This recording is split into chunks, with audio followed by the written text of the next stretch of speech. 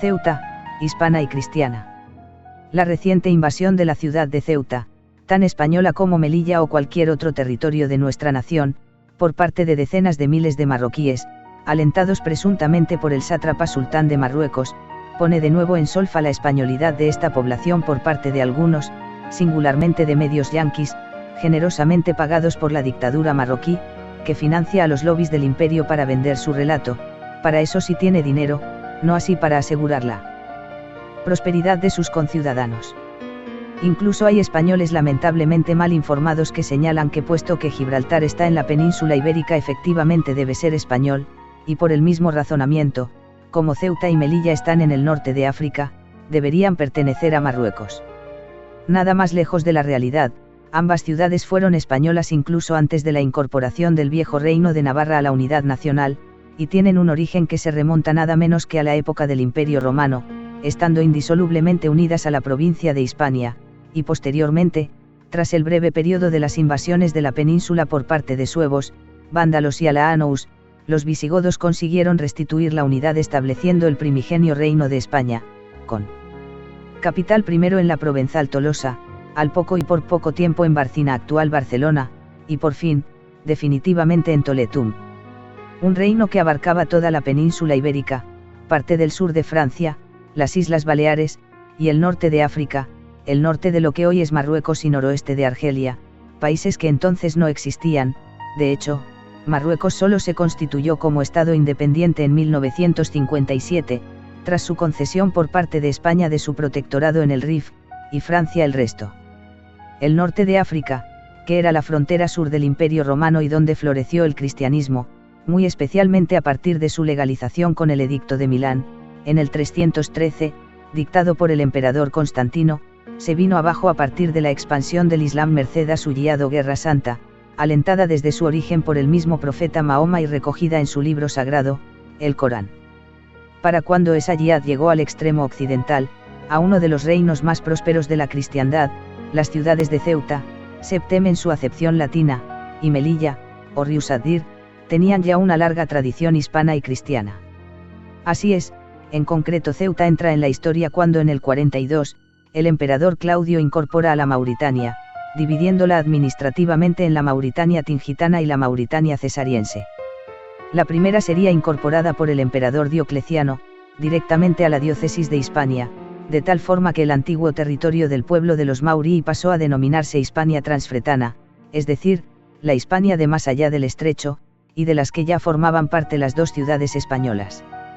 En ambas, al igual que en el resto de España, incluida la Transfretana hispana, y tras el breve lapso de la herejía arriana, profesada por los visigodos, pero que pronto abjuraron convirtiéndose al catolicismo, así fue,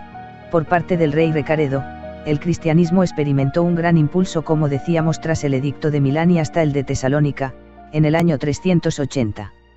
Las actuales Ceuta o Tánger fueron de las primeras ciudades de la Transferatana hispana en acoger el cristianismo desde bien pronto, doctrina que prendió ya hacia finales del siglo II en Cartago, gracias al converso Tertuliano, quien se hizo eco de la predicación de los 7 varones apostólicos, discípulos de Santiago, y que habían sido enviados por San Pedro y San Pablo, para proseguir la evangelización del apóstol patrón de España. De hecho, el cristianismo tuvo una presencia incontestable en todo el norte de África, hasta la invasión del Islam, como lo prueba el que hubiera más de 466 sedes episcopales católicas en las 6 provincias africanas a principios del siglo V, o el que se celebrara un concilio en la Mauritania cesárea, al que asistieron San Agustín de Hipona y San Alipio de Tagasta, ambas poblaciones, en lo que hoy es Argelia, entre otros. Asimismo, destacan de esa época los restos de la basílica y la necrópolis de Ceuta, prueba de la vitalidad de que gozó la cristiandad en todo el norte de África antes de la invasión sarracena. El canónigo de la catedral ceutí Salvador Ros y Calaf reconoce, en su Historia eclesiástica y civil de la célebre ciudad de Ceuta, de 1912, que ya en el siglo V, la ciudad era prácticamente cristiana por completo, salvo el breve periodo de dominación vándalo y el inicio del reino visigodo de España, que pronto, como indicábamos más arriba, abjuró de su herejía arriana, que terminaría desapareciendo de la historia en favor de la verdadera fe católica. Por tanto, el cristianismo formó parte de la idiosincrasia de la ciudad española. El Islam siempre se impuso por la fuerza. Sin embargo, el Islam, tras su triunfo en las arenas de la península arábiga y arrasar con las comunidades judías y cristianas que allí había, así como con las comunidades paganas, por la fuerza del alfanje, empezó a extenderse por el norte de África, otrora parte del Imperio Romano, y donde había un cristianismo, que prendió pronto en Egipto riquísimo, no en vano, se le conocía como el granero del imperio, y en cuya ciudad de Alejandría destacaron los mejores filósofos, astrónomos y matemáticos del mundo entonces conocido, merced a la evangelización de San Marcos, y el resto de esa área. Al revés que en Oriente Medio, donde el Imperio Romano de Oriente, que devino en bizantino, consiguió a duras penas resistir al nuevo poder de la Media Luna, hasta su definitiva desaparición, en 1492, con la caída de Constantinopla y los cristianos, bajo sus distintas denominaciones, de adscripción católica u ortodoxa, como los maronitas, asirios, caldeos, coptos, han conseguido sobrevivir a duras penas, como minorías cada vez más pequeñas y siempre perseguidas, a través de los siglos de dominación musulmana. No fue así en el norte de África. Efectivamente, tras la fulgurante conquista de Egipto, cuyos cristianos, coptos, que viene a significar precisamente egipcio, es decir, eran los habitantes originales de aquella región, hoy tenidos como ciudadanos de segunda en su propio país, el resto de la región fue cayendo como piezas de dominó, los territorios que ahora ocupan Túnez, Argelia, Marruecos o Mauritania, y que en aquella época obviamente no existían como tales ya que son invenciones muy recientes, de tal modo que el cristianismo fue barrido casi en su totalidad y suplantado por un Islam que no admite otra religión que la suya, tenida como la única. La siguiente pieza a cobrarse por las huestes seguidoras del profeta era España, la más rica con diferencia de la Europa de entonces. Ya había habido varios avisos de lo que se les venía encima a nuestros antepasados, con distintas incursiones y ataques piratas desde el norte de África, entre los años 672 y 680, durante el reinado de Wamba, y que tuvieron por objetivo las costas de Andalucía y especialmente las de Málaga y Cádiz, las más próximas. Sin embargo, el rey visigodo se empleó a fondo contra la amenaza, logrando apresar 270 embarcaciones norteafricanas, y ajusticiando sin piedad a la gente armada que llevaban consigo. Sin embargo, la presión era cada vez más fuerte, y para el 709, Ceuta era la única plaza española al otro lado del estrecho de Gibraltar que aún conseguía resistir el empuje musulmán. Una presión que no tenía piedad con todo aquel que se resistiera a admitir su religión, forzando las conversiones de los cristianos, so pena del martirio o, en su defecto, de pagar onerosísimos impuestos que muchos no podían satisfacer, lo que explicaría la imposición del Islam en toda la región y la práctica desaparición de un cristianismo otrora omnipresente.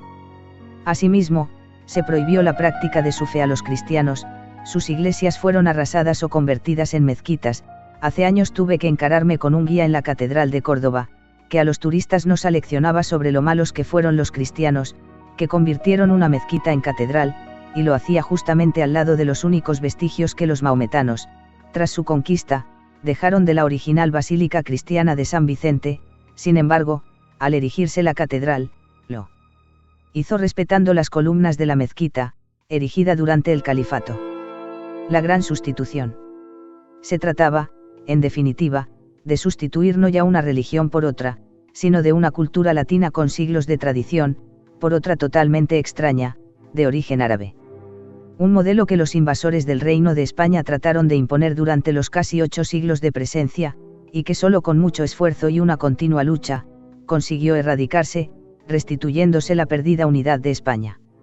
La cultura mozárabe consiguió sobrevivir durante un tiempo, hasta su definitiva erradicación por los invasores musulmanes, durante la época almohade. Además, fueron bastante habituales los casos de martirios, de aquellos misioneros que trataban de evangelizar a costa de su vida a los musulmanes, para lo cual, aprendían el árabe, por ejemplo, los conocidos como protomártires franciscanos, ejecutados cruelmente, en 1225, o simplemente de cristianos que se negaban a abjurar de su fe, además de los numerosos cautivos que inmediatamente eran esclavizados. Uno de los más lucrativos negocios del Islam, los árabes han sido, tradicionalmente, los segundos grandes beneficiarios de la esclavitud, singularmente solo por detrás de reinos negros como el de Dahomey o Benín, que esclavizaban a los negros de tribus vecinas, para vendérselos a las naciones europeas, Inglaterra, Holanda, Francia y Portugal, no así España, en las costas del Golfo de Guinea. En Ceuta, cabe destacar el caso de San Daniel y sus compañeros mártires, Samuel, Ángel, Dónulo, Nicolás, León y Ugolino, quienes fueron decapitados, no sin antes aplicarles terribles torturas. No contentos con tamaña crueldad, según refiere el canónigo de la Catedral de Ceuta, los maometanos se ensañaron en los cuerpos de los ilustres confesores de Jesucristo. Machacaron sus cabezas y arrastraron sus cuerpos por las calles con el mayor escarnio e inhumanidad. Los cristianos recogieron los restos mortales de los bienaventurados mártires que pudieron encontrar, y les dieron honrosa sepultura. Los españoles de los distintos reinos cristianos tenían muy claro que la reconquista iniciada por don Pelayo en las montañas de Covadonga no terminaba con la recuperación de todo el terreno peninsular, sino que había que recuperar las tierras al otro lado del estrecho, pues eran conscientes que aquellas formaban parte indisoluble del primigenio reino visigodo de España, del que se sentían legítimos herederos. Es el caso de Ceuta, que fue recuperada por Portugal en fecha tan temprana como 1415. El propio rey Fernando III el Santo, que dio un gran salto al conseguir reconquistar buena parte del sur de España, quedando tan solo el reino nazarí de Granada, eso sí, se convirtió en paria de Castilla, y que habría de esperar a la definitiva toma de su capital por los reyes católicos, en 1492, lo que significó la definitiva erradicación de nuestro país del Islam, según se recoge en la historia de España. Tenía su mirada allí en mar para conquerir, reconquista, esa parte que la morisma tenía. De hecho, en su lecho de muerte, le encomendó a su hijo Alfonso X que terminara la obra que había acometido el rey santo: si ganares por ti más tierras, eres mejor que yo, es decir, le animaba a continuar la reconquista de las tierras que lo fueron de España en el norte de África. Así lo intentó el rey sabio, extendiendo la cruzada al otro lado del mar, en lo que se conocía como el Fecho del Allende, es decir, del más allá del estrecho, aunque sin éxito, luego de que se estancara su propósito tras la efímera victoria de las armas cristianas en Sale. Los reinos de Castilla y de Aragón aparcaron momentáneamente sus habituales disputas fronterizas y de otra índole, ante un objetivo común, suscribiendo, en 1291, el Tratado de Monteagudo, en el que Sancho IV y Jaime II, respectivamente, se comprometían a recuperar los territorios hispanos del norte de África. A Castilla le correspondía liberar la parte que va desde el río Muluya hasta Ceuta, y a Aragón, desde ese río hasta Bujía y Túnez, una demarcación que venía a coincidir prácticamente con la delimitación que hubo durante el Imperio Romano entre la Hispania tingitana al oeste, y la Mauritania cesariense, al este. Isabel la Católica, adalid de la cristiandad en el norte de África. Por su parte, Isabel la Católica tuvo sus miras en concluir la reconquista en esas tierras, recuperándolas para la cristiandad, y es por ellos que apenas 8 días antes de firmar su testamento, concedió al duque de Medina Sidonia el señorío y marquesado de Cazaza, ordenándole su conquista, que lograría en 1506, gracias a la expedición comandada por Gonzalo Mariño de Rivera, y que partió de Melilla. La reincorporación de Ceuta a la cristiandad se logró, como queda reseñado arriba, en 1415, gracias al esfuerzo de Portugal, cuyo rey Juan I mandó una expedición dirigida por su hijo, el infante don Enrique. Portugal había concluido la recuperación de la parte peninsular que le correspondía, y tenía así las manos libres para acometer empresas más ambiciosas. La recuperación se celebró con toda solemnidad con una misa en la mezquita, que es hoy la iglesia de Nuestra Señora del Valle, mientras que la mezquita mayor se transformó en catedral, en 1432. A partir de entonces, Ceuta dejó de ser un nido de piratas y de retaguardia del reino de Granada, pasando a convertirse en avanzadilla de la cristiandad al otro lado del estrecho, papel reforzado a raíz de su integración en la monarquía hispánica, en 1580, en la persona del rey Felipe II, quien logró la reunificación de los dos reinos peninsulares. Los reyes católicos, una vez concluida la conquista de Granada y pudiendo así dar por concluida la reconquista peninsular iniciada 8 siglos atrás, podían retomar sus deseos de continuar y terminar esa titánica empresa, en el norte de África, de tal suerte que apenas 5 años después de la abdicación del rey nazarí Boabdil, en 1497 se consigue la reconquista de Melilla. La misión fue encomendada al entonces duque de Medina Sidonia, don Juan de Guzmán, y fue llevada a cabo por Pedro de Estopiñán, quien desembarcó en septiembre de ese año, en una ciudad prácticamente abandonada. Enseguida, fortificó la plaza, ante el más que previsible ataque de los maometanos, como así fue, pero infructuosamente, tanto es así, que, hasta la fecha, la ciudad ha permanecido española. Los reyes católicos no hacían sino dar cumplimiento al mandato del Papa Alejandro VI, en su bula Ineffabilis. La vocación de continuar la reconquista en el norte de África, queda de manifiesto en el codicilio incorporado por la reina Isabel la Católica a su testamento, con fecha de 23 de noviembre de 1504, y donde dice expresamente que, y ruego y mando a la dicha princesa, mi hija, y al dicho príncipe, su marido, que, como católicos príncipes, tengan mucho cuidado de las cosas de la honra de Dios y de su santa fe, celando y procurando la guarda, defensa y ensalzamiento de ella, pues por ella somos obligados a poner las personas y vidas y lo que tuviéremos cada vez que fuere menester, y que sean muy obedientes a los mandamientos de la Santa Madre Iglesia y protectores y defensores de ella, como son obligados.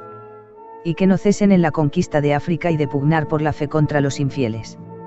Queda así meridianamente claro que el papel de Ceuta y Melilla, españolas por los cuatro costados, no se limita a su papel estratégico en el estrecho de Gibraltar, sino que la fe cristiana forma parte indisoluble de su identidad, al menos desde los últimos 5 siglos desde su recuperación para la cristiandad.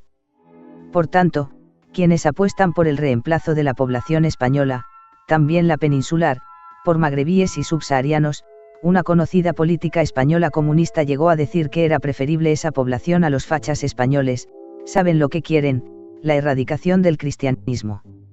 Lo hemos visto, con la reciente invasión, donde muchos de esos ilegales entraban en la ciudad española al grito de Alá es grande.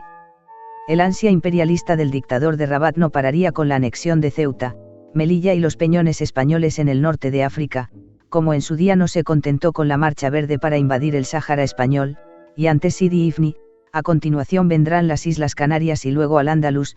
que no es Andalucía, sino toda España, como abiertamente piden los yihadistas.